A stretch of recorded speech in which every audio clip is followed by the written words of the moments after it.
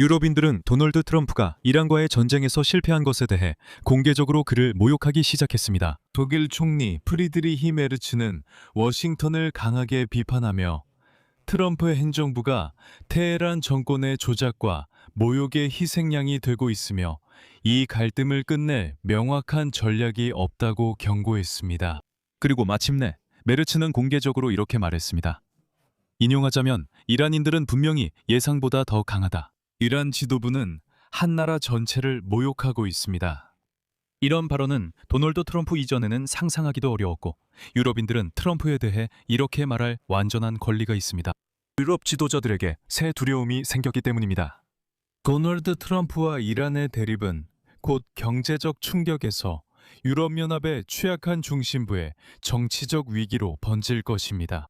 에너지 가격 상승과 경제 성장 둔화 속에서 유럽연합을 지지하는 정부들, 즉 이 유로 중심주의자들은 이미 도널드 트럼프의 오만함 때문에 거의 막을 수 없는 위기에 대비하고 있습니다. 어떤 위기일까요? 지금 바로 그 부분을 알아보겠습니다. 저는 알렉세이 패치입니다. 이 주제 함께 이야기해 봅시다. 하지만 시작하기 전에 채널 구독과 좋아요를 눌러주시고 이 영상 아래 여러분의 댓글도 남겨주시길 부탁드립니다. 그리고 제 텔레그램 채널도 구독해 주세요. 링크는 이 영상 설명란에 있습니다. 자, 오늘 4월 27일에는 유로 대서양 관계에 있어 전례 없는 일이 일어났습니다. 독일 총리 프리드리히 메르츠는 단순히 워싱턴이 이란과의 전쟁에서 실패한 것을 강하게 비판했을 뿐만 아니라 이란이 미국을 공개적으로 모욕하고 있다고 직접적으로 밝혔습니다. 그리고 이런 상황에서 도널드 트럼프는 미국이 명확한 종결 전략을 가지고 있지 않기 때문에 이 조롱을 참을 수밖에 없습니다. 메르츠는 미국이 이란 정권을 잘못 평가했고 명확한 철수 계획 없이 전쟁에 돌입했다고 밝혔습니다. 그리고 곧 메르츠의 충격적인 발언이 나옵니다. 이란인들은 분명히 예상보다 강하며 미국인들 역시 협상에서 진정으로 설득력 있는 전략이 없는 것이 분명합니다. 이란 지도부는 한 나라 전체를 모욕하고 있습니다. 이 발언은 메르츠가 미국과 이스라엘의 이란 전쟁에 대해 한 가장 신랄한 비판 중 하나가 되었습니다. 그리고 전쟁 초기에 메르츠는 미국의 노력을 어느 정도 지지했으며 트럼프 행정부의 방식에 의문을 품으면서도 독일이 이란 정권 교체라는 목표를 공유한다고 밝혔습니다. 하지만 갈등이 장기화되고 에너지 위기 속에서 이미 어려움을 겪고 있는 독일 경제의 경제적 부담이 커지자 메르츠는 전쟁과 그가 조건의 부재라고 부르는 점을 점점 더 자주 비판하고 있습니다. 이를 종식시키기 위한 전략에 대해서도 말이죠. 메르츠의 또 다른 인용문입니다. 미국이 아무런 전략 없이 이 전쟁에 뛰어든 것은 분명하며 지금 이 갈등은 미국의 아프가니스탄과 이라크 전쟁처럼 수렁에 빠질 수 있습니다. 메르츠의 발언은 미국과 이란 간의 외교가 혼란스러웠던 주말 이후에 나왔습니다. 미국 대통령 도널드 트럼프는 특별사절 스티브 피트코프와 그의 사위 제러드 쿠시너의 파키스탄 방문 계획을 갑자기 취소했습니다. 이란과의 취약한 협상에 잠재적인 추진력이 될 수 있었던 것으로 여겨졌던 것을 포기한 것입니다. 트럼프는 이미 모든 것이 합의되었다고 말할 정도였습니다. 이란은 핵무기를 포기했습니다. 그는 모든 핵먼지를 미국이 가져갈 거라고 했고 여러 말을 했지만 결국 모두 거짓으로 밝혀졌습니다. 독일은 다시 한번 말씀드리지만 미국이 나토의 갈등에 동참하라고 요구한 것을 거부했습니다. 독일은 이것이 나토의 전쟁이 아니라고 주장했습니다. 그리고 독일은 호르무즈 해협의 안전 보장을 위한 제한적인 역할, 예를 들어 독일 기뢰 제거함 사용과 같은 가능성을 열어두었지만 이는 전투가 끝난 이후에만 해당된다고 했습니다. 그리고 메르츠는 트럼프에 대해 그렇게 말할 권리가 있습니다. 유럽 지도자들에게 새로운 두려움이 생겼기 때문입니다. 도널드 트럼프와 이란의 대립은 곧 경제적 충격을 넘어서 이미 취약한 일부 지도자들의 권력에 정치적 위기로 번질 조짐을 보이고 있습니다. 유럽 전역에서 인기가 없는 집권 세력, 즉 현 정권은 포퓰리스트 반발에 직면하고 있습니다.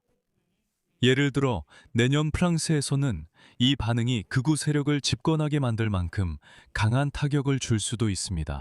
그리고 최근 여론조사에 따르면 프랑스와 독일에서 다시 한번 이러한 포퓰리즘 정당들의 인기가 이상하게 급상승하고 있습니다.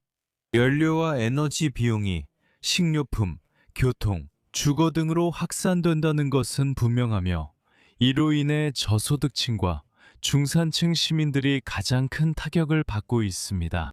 정치적으로 이것은 불신의 토양을 만들고 있으며 이는 단지 국가정부뿐만 아니라 유럽 기관들이 외부 충격으로부터 시민들을 어떻게든 보호할 수 있는 능력에 대해서도 해당됩니다.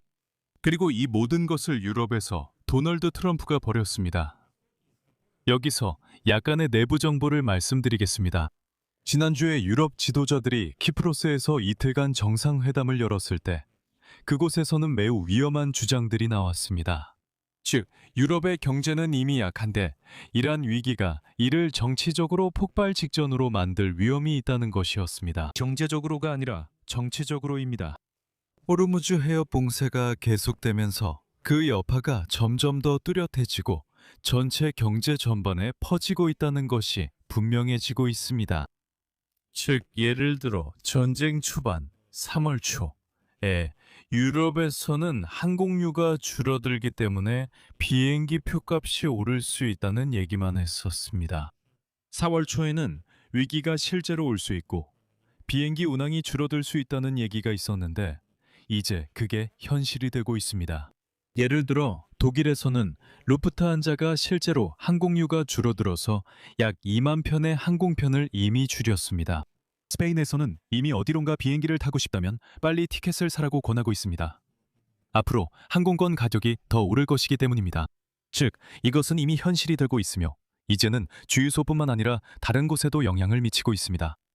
이런 상황에서 프랑스 대통령 에마뉴엘 마크롱은 이렇게 말했습니다. 인용하자면 과소평가에서는 안 됩니다. 미국 대통령, 러시아 대통령, 그리고 중국 지도자가 동시에 유럽인들과 맞서고 있는 이 독특한 순간을 과소평가해서는 안 됩니다. 그러므로 지금이야말로 깨어날 때입니다. 이러한 상황에서 경제 담당 유럽연합 집행위원인 발디스 돈브로봅스키스는 호르무즈 해협의 봉쇄가 계속되고 있으며 그로 인한 영향이 유럽연합 내 모든 시민들에게 점점 더 뚜렷하게 나타나고 있다고 지적했습니다. 그리고 그는 유럽연합의 예산 여력이 현재는 코로나19 이후나 2022년 러시아의 우크라이나 전면 침공으로 촉발된 첫 번째 에너지 위기 때보다 더 제한적이라고 언급했습니다. 그때는 예산 여유가 있었지만 지금은 점점 바닥나고 있습니다. 이어서 폴리티코 매체 인용문을 소개하겠습니다. 오랫동안 유럽을 괴롭혀온 경제 침체가 이제 훨씬 더 심각한 문제로 변하고 있습니다.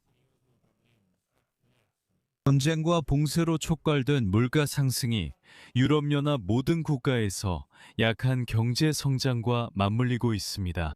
돈브로브스키스의 의견에 따르면 이전에는 일시적으로 보였던 위기가 이제는 장기적인 영향을 미치고 전체 경제에 걸쳐 확산될 것으로 전망되고 있습니다. 여기서 말을 줄이겠습니다.